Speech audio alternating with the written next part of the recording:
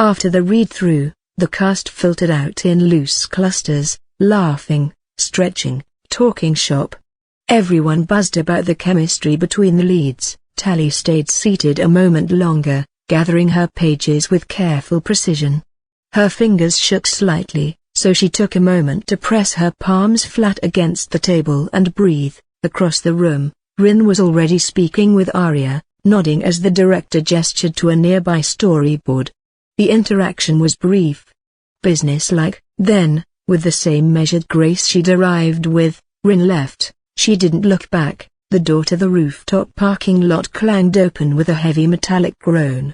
The golden haze of late afternoon poured over Tali as she stepped into the sun, sunglasses sliding into place like armor. The press had left, the buzz of excitement gone, replaced by the low hum of helicopters overhead and the occasional distant siren. She made it to her car, a matte black coupe with red leather seats, and slid inside, closing the door a little too hard. Silence.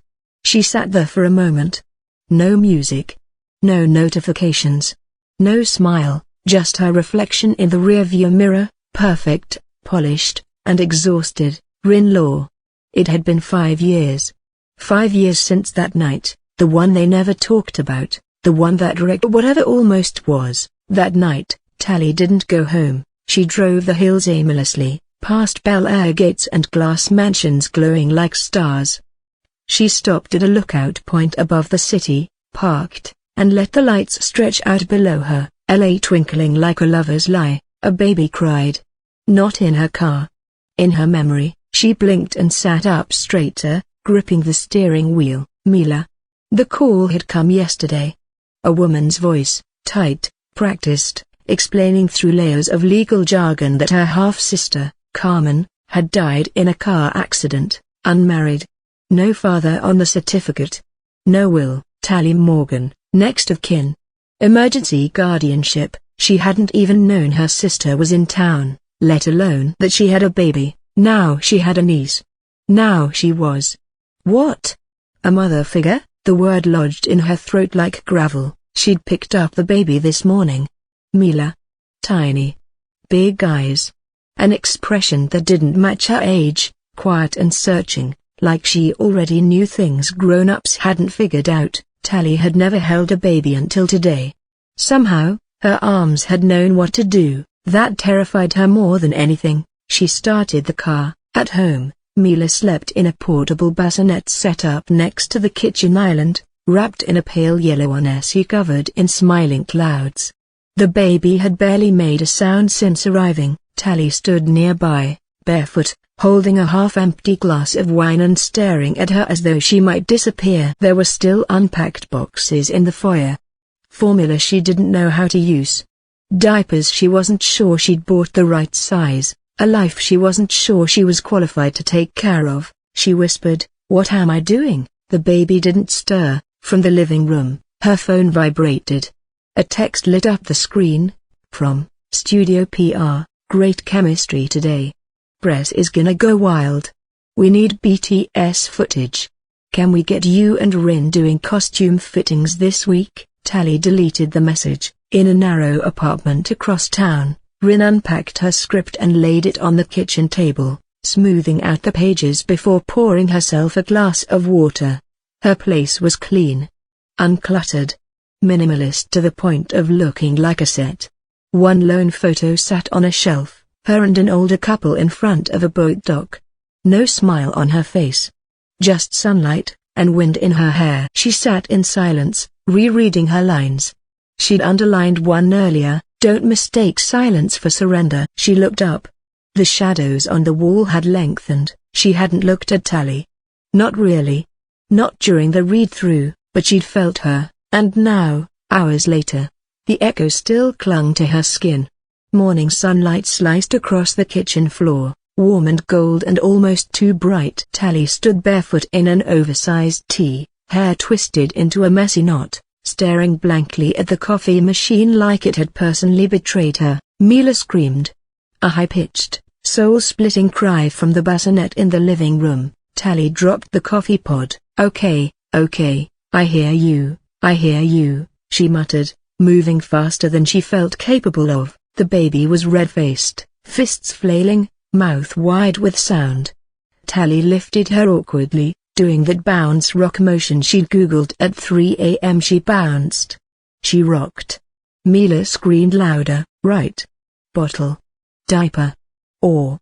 Existential dread. 10 minutes later, Tali had successfully changed a diaper, after getting peed on, made a bottle that was probably too cold, and walked in rhythmic circles around the kitchen island until Mila finally calmed. The silence was its own kind of victory. Tali blinked at the clock. Call time in an hour. Okay, sweet girl, she whispered. Let's go pretend I have my life together. The studio's wardrobe department was tucked into a sleek, converted loft space with giant mirrors, cool LED lighting, and racks of custom-made couture. For a spy film, the looks were hypermodern, sleek suits, hidden harnesses, silk shirts that doubled as wireframe armor. Somewhere between runway and tactical gear. Tali arrived carrying Mila in a canvas sling across her chest. Heads turned. Conversations paused. The costumer, Carlos, a vision in a paisley scarf and silver boots, took one look and gasped, "Oh my God, we're accessorizing with babies now?" Iconic. Tali managed a weak smile. Meet Mila. Emergency edition. Carlos grinned. Darling, she's already got better hair than I do. The wardrobe team moved quickly, fitting Tali into a charcoal gray leather ensemble with artfully layered holsters.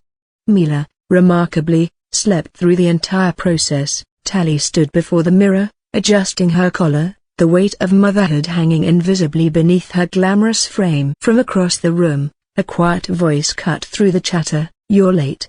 Tali turned. Rin had arrived without sound, once again. She wore all black, leggings, a slim combat vest, fingerless gloves. Her look was elegant, severe, and stunning. Tali met her gaze briefly. "I'm here," Carlos intervened like a diplomatic third party. "Rin, come on in. Let's get your measurements dialed in for scene 17. Rin didn't move. Her eyes flicked to Mila, just for a second, then back to Tali. "Didn't know you had a kid." Tali's jaw tightened. "Neither did I. Until 2 days ago." Something shifted in Rin's face, not shock, exactly. Something quieter. Thoughtful. But she said nothing. Carlos cleared his throat. "Let's pair you two up for the knife fight choreography suit. There's a double harness that needs fitting." Tali raised an eyebrow. "Knife fight. Cute, sexy knife fight," Carlos clarified. Scene 24. Leather and longing. "You'll love it." 30 minutes later, Tali stood barely inches from Rin in front of the mirror wall, both women dressed in matching dark combat suits. A prop tech was strapping them into synchronized harness rigs, arm to arm, chest to back. It was tight. Intimate, no room for pretense. Tali exhaled sharply. "This close enough for you?" Rin didn't answer. Their eyes met in the mirror. For a moment, it felt like college again. Film set lights, silent airs, everything unsaid suspended between them like wires waiting to snap. Tali felt it in the ribs, a tightening. A breath she didn't trust herself to take. The prop tech gave them a thumbs up. "You're locked in. Don't twist too fast, or you'll dislocate something." They nodded in sync. When the man walked away, silence settled again. Mila cooed from her stroller. Rin glanced toward the sound, then turned back to the mirror. Her voice was low, almost too soft to catch. "She looks like you." Tali swallowed. "She's not mine." "Not really." Rin didn't respond. But she lingered longer than she needed to before unhooking the harness and stepping back. Distance returned like a curtain falling. Outside, the sun had warmed to its full afternoon glow, casting long golden beams through the costume department windows. Tali packed up slowly, adjusting Mila's blanket in her stroller. As she turned to leave, Carlos approached and whispered conspiratorially, "I know complicated when I see it." Tali gave him a tired, amused glance. Was it the unresolved eye contact or the mutual disdain? Carlos winked. Both. And the way she looked at the baby. Tali didn't respond, because the truth was, she had noticed, too. The baby monitor pulsed with a soft green light. Tali sat on the floor beside the couch, one leg curled under her, The other stretched out in front of her in the kind of pose that didn't make sense in real life but did in perfume ads. She wasn't sure how long she'd been sitting there. The living room was quiet except for the hum of the fridge and the low sound of her laptop speakers. On screen, a grainy student film played in muted sepia tones, one of the old projects from film school. She hadn't meant to find it. It had just appeared. Buried in an old email from a shared drive, Tali watched the footage of herself, barefaced, younger, laughing off camera. Rin entered the frame a beat later, adjusting a boom mic. The light hit her then just as it had earlier that day in the wardrobe loft, unintentional and devastating. There was a moment in the clip where they looked at each other, nothing was said. Just a glance. But even the camera caught it. She paused the video, stared at the screen. Mila stirred from the bassinet in the corner, rustling softly in her sleep. Tali leaned her head back against the edge of the couch and closed her eyes. She didn't know what scared her more, that Rin was here again, or that something inside her still wanted her to be. Across the city, Rin stood in her dim kitchen, the single under-cabinet light casting a soft gold pool onto her marble countertop. She poured a cup of tea she wouldn't drink and stared out the window at nothing. Her script sat open on the table. Scene 11, Vega stands over Solace, a gun drawn. Neither speaks. The silence is louder than the threat. Rin let the words settle. She turned the page, her finger paused at a line of dialogue. We always knew it would end like this. She closed the script, left the tea untouched, and disappeared into the quiet. End of chapter 1.